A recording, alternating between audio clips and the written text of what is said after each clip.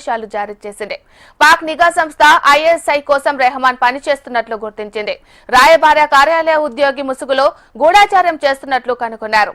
భారత సైన్యం సమాచారాన్ని ఐఎస్ఐకి రెహమాన్ చేరవేస్తున్నారు. డానిష్ అనే మారు పేరుతో ఐఎస్ఐ కోసం రెహమాన్ పనిచేస్తున్నాడు.